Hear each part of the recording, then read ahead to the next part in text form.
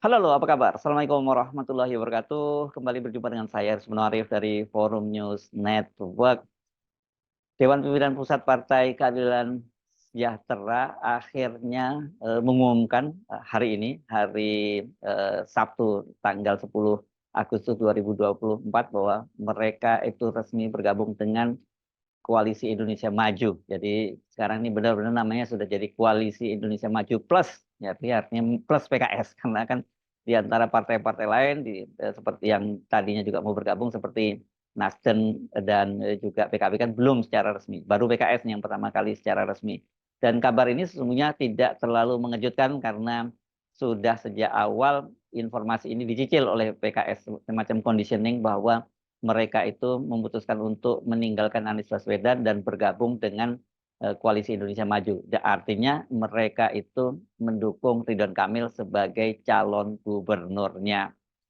Pernyataan itu disampaikan oleh Presiden PKS Ahmad Saiku yang didampingi oleh Sekjen PKS Habib Abu Bakar Al-Habsyi. Assalamualaikum warahmatullahi wabarakatuh. Selamat siang, salam sejahtera untuk kita semuanya.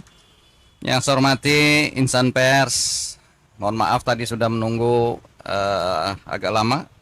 Hadirin yang berbahagia, Alhamdulillah pada hari ini, Sabtu 10 Agustus 2024, telah diselenggarakan Musyawarah Majelis Syuro yang ke-11 bertempat di kantor DPTP Partai Keadilan Sejahtera, Jalan Simatupang, Jakarta Selatan.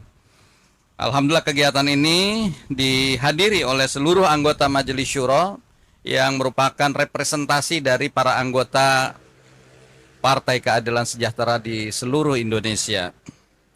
Musyawarah Majelis Syuro dalam kesempatan yang ke-11 ini telah membahas berbagai situasi, baik situasi kebangsaan di negara kesatuan Republik Indonesia maupun situasi dunia yang memang berkembang cepat menjelang hari ulang tahun kemerdekaan Republik Indonesia yang ke-79. Tentu sebagai bangsa yang besar, Indonesia perlu mengantisipasi dan juga berpartisipasi lebih besar lagi di masa-masa yang akan datang demi terciptanya tata dunia baru yang lebih adil dan damai. PKS memandang bahwa gejolak perekonomian global yang begitu hebat belakangan ini dan ancaman perang yang meluas ke berbagai kawasan, khususnya yang terjadi di Palestina, memerlukan peran besar dari pemerintahan baru di bawah kepemimpinan Presiden Republik Indonesia terpilih. Beberapa hal yang perlu kami sampaikan kepada publik. Saya kira pertama, bahwa pimpinan PKS telah berkomunikasi dengan Bapak Prabowo Subianto sebagai Presiden Republik Indonesia terpilih pada Pilpres 2024. Tentu saja kita juga memahami bahwa hubungan PKS dengan Pak Prabowo Subianto ini sudah terjalin sejak pemilu Presiden 2019 dan pemilu Presiden sebelumnya tahun 2014. Oleh karena itu, Musyawarah Majelis Syuro yang ke-11 ini mengamanatkan kepada DPP PKS untuk melanjutkan komunikasi yang telah berlangsung baik kepada pimpinan-pimpinan partai, tokoh-tokoh keumatan, tokoh-tokoh kebangsaan sebagai upaya untuk membangun Indonesia yang lebih baik. Saya kira demikian konferensi pers dalam kesempatan siang hari ini. Semoga Allah Subhanahu wa Ta'ala, Tuhan yang Maha Kuasa, senantiasa memberikan bimbingannya kepada kita dan meridhoi segala langkah-langkah perjuangan kita. Amin ya Rabbal Alamin. Wallahu waliyut taufiq wal aqwamit thoriq. Assalamualaikum warahmatullahi wabarakatuh. Nah, sudah ya, nggak perlu tebak-tebak nangis lagi apakah PKS tetap jadi meninggalkan Anies dan kemudian bergabung dengan Koalisi Indonesia Maju. Ini sudah pasti ya. Tadi sampaikan oleh Ahmad Saiku bahwa itu adalah keputusan dari Majelis Syuro atau sering juga disebut DPTP, Dewan Pimpinan Tingkat Pusat. Jadi ini adalah keputusan yang tertinggi di PKS. Nah, ini dengan pernyataan dari Ahmad Saiku itu kan jadi sekarang ini semakin jelas buat Anda para pendukung Anies Baswedan untuk tidak lagi berharap PKS itu akan tetap mengusung Anies Baswedan, kendati kecaman di media sosial itu luar biasa. Suara-suara yang menyatakan akan meninggalkan PKS itu kan kalau Anda cermati di media sosial itu luar biasa sekali. Dan kenapa penting saya ingatkan ini? Karena sesungguhnya kan sejak awal PKS memang tidak berniat untuk mengusung Anies Baswedan pada pilkada serentak kali ini. Seperti disampaikan oleh Ahmad Saihu, Presiden PKS, ketika bertemu dengan Anies Baswedan tidak lama setelah KPU menetapkan Prabowo dan Gibran sebagai Presiden dan Wakil Presiden terpilih. Ahmad Saihu waktu itu kan menyatakan bahwa mereka itu minta kepada Anies untuk balas budi gitu. Jadi waktunya buat Anies sekarang giliran untuk mendukung PKS dan membantu calon gubernur Jakarta dari kader internal PKS. Pada waktu itu kemarahan di kalangan netizen juga luar biasa. Ya. Meskipun belum terlampau tinggi, hanya komentar-komentar saja karena pada waktu itu baru pernyataan dari Ahmad Saihu. Dan kemudian yang kita ketahui kan pengurus Dewan Pimpinan Wilayah Jakarta, yakni Khairuddin, itu kemudian menyampaikan pengumuman bahwa DPW PKS Jakarta itu mengusulkan atau mengusung Anies Baswedan sebagai calon Gubernur Jakarta untuk Pilkada serentak tahun 2024. Mengapa saya sebut mengusulkan? Karena memang domainnya ini adalah domain DPP atau tepatnya adalah domain DPTP, Majelis Suro PKS. Nah, pada waktu itu kemudian publik berharap PKS akhirnya tetap mengusung Anies Baswedan. Tapi secara mengejutkan kan kemudian tiba-tiba saja pada tanggal 23 Juni ya tepatnya, juru bicara PKS Ahmad Mabruri MS itu menyatakan bahwa DPP PKS itu mengusulkan atau mencalonkan Sohibul Iman sebagai calon gubernur dari PKS. Nah, ini heboh pada waktu itu. Saya kira mungkin di antara termasuk Anda ya yang marah-marah di media sosial atau membuat status di media sosial dan sebagainya bahwa akan meninggalkan PKS waktu itu. Nah, karena gencarnya kecaman terhadap PKS itu, kemudian secara mengejutkan 2 hari kemudian Ahmad Saihu itu dalam sebuah acara di Hotel Sahijaya, dalam acara sekolah partai, dia sekolah pimpinan partai maksud saya, itu dia menyampaikan pidato dan menyebut bahwa DPTP PKS sudah memutuskan mereka akan mengusung Anies Baswedan dan Sohibul Iman sebagai pasangannya. Nah, ini kemudian pada waktu itu banyak sekali pendukung Anies yang merasa lega karena dipastikan Anies itu akan kembali maju pada pilkada 2024 di Jakarta. Dan bukan pendukung Anies ini termasuk juga warga Jakarta yang selama ini merasa bahwa di eranya Anies itu memang keberpihakan pada rakyat itu sangat besar dan pembangunan di Jakarta juga sangat terasa.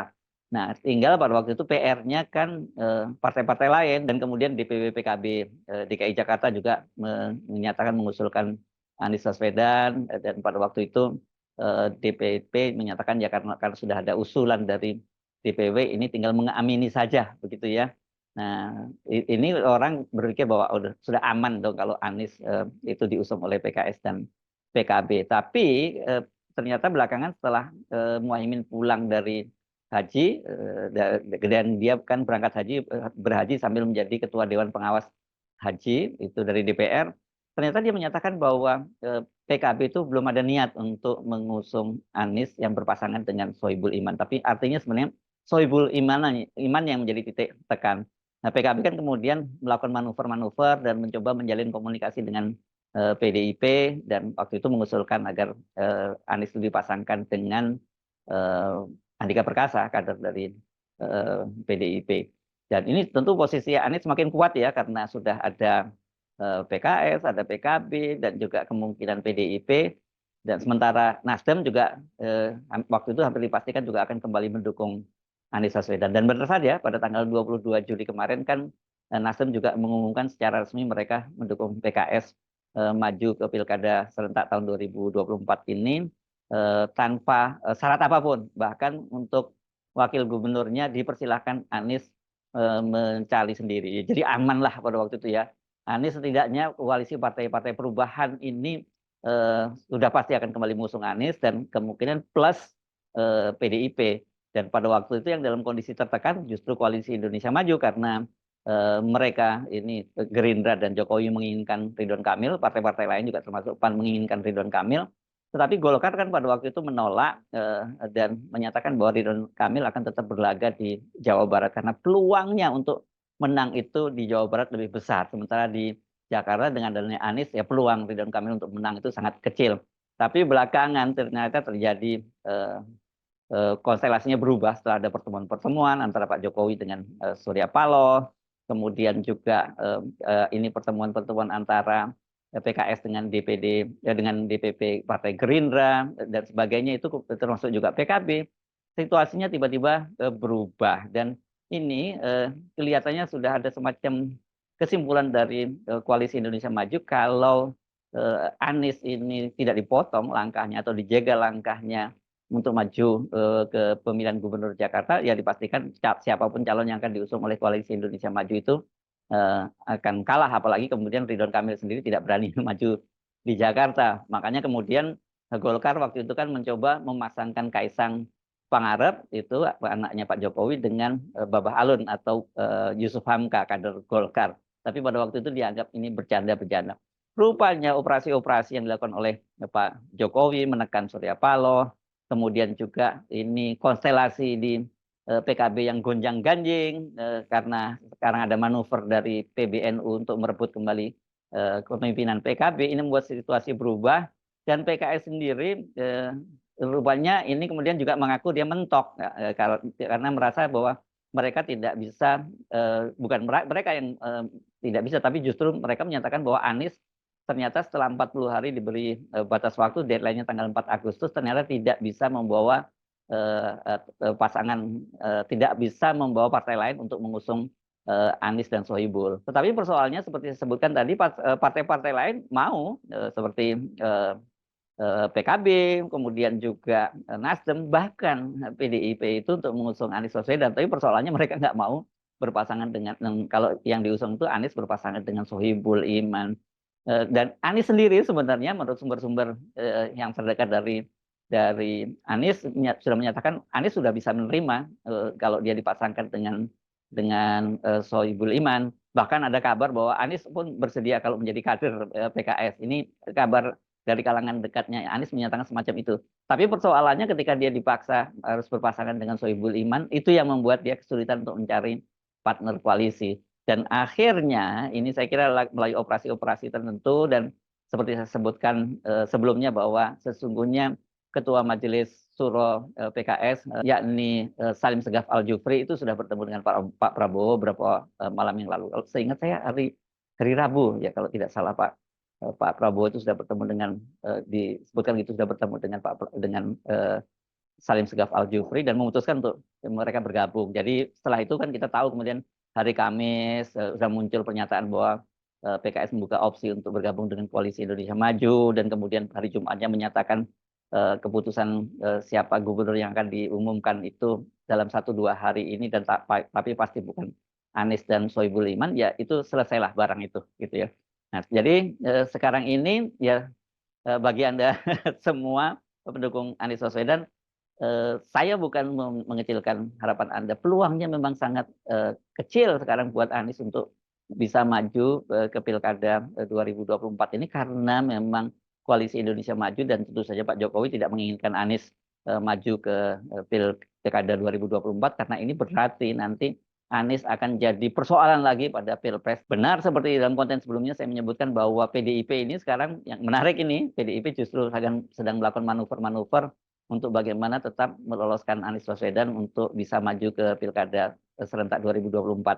Ini semata-mata bukan persoalan PDIP, karena PDIP sendiri kalau Anies itu tidak bisa maju, ya PDIP juga tidak bisa maju karena kursi dari PDIP itu tidak mencukupi untuk mengusung Anies sendirian. Jadi ini antara Anies dan PDIP itu sekarang mereka punya satu titik temu, ya, punya satu common interest, gitu, punya satu ya kepentingan bersama bahwa bagaimana caranya untuk lolos dan mereka tentu dalam hal ini ada semacam kesepahaman bahwa meskipun di masa lalu ada perbedaan-perbedaan di antara mereka, tapi untuk menghadapi musuh bersama mereka harus berkoalisi. Nah, kita tunggu apakah hasil dari manuver PDIP itu berhasil. Ya, kalau dalam kalkulasi saya sekarang yang paling tinggal tersedia buat PDIP itu untuk dapat partner koalisi tinggal PKB ya, karena PKB meskipun sudah bertemu dengan Prabowo, kok belakangan tiba-tiba menyatakan bahwa sekarang pun belum duduk bersama. Ini kan ya, seperti dikatakan oleh Wakil Ketua Umum PKB Jazilul Fawait, ini kan sinyal yang kurang positif lah begitu.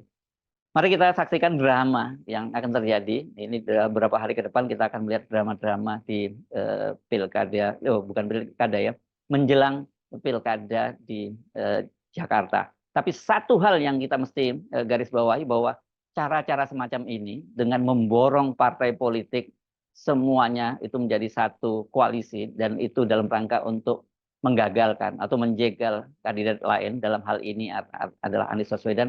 Ini bukan cara yang sehat dalam demokrasi, karena dengan demikian maka ini yang terbentuk adalah kartel atau oligarki dari partai politik dan tidak lagi mementingkan aspirasi atau suara-suara yang menjadi harapan dari masyarakat Jakarta.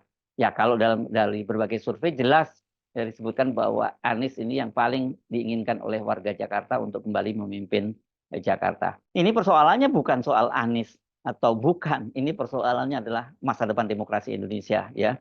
Jadi kalau praktek-praktek semacam ini terus berlanjut, ya publik itu sebenarnya tidak bisa berharap dapat pemimpin seperti yang mereka inginkan. Jadi artinya sebenarnya betul-betul kalau terjadi pemilu, mau terjadi pilkada, pilpres itu betul-betul hanya formalitas. Jadi ini hanya demokrasi yang prosedural, bahwa proses pemilunya berlangsung. Tetapi sesungguhnya siapa yang akan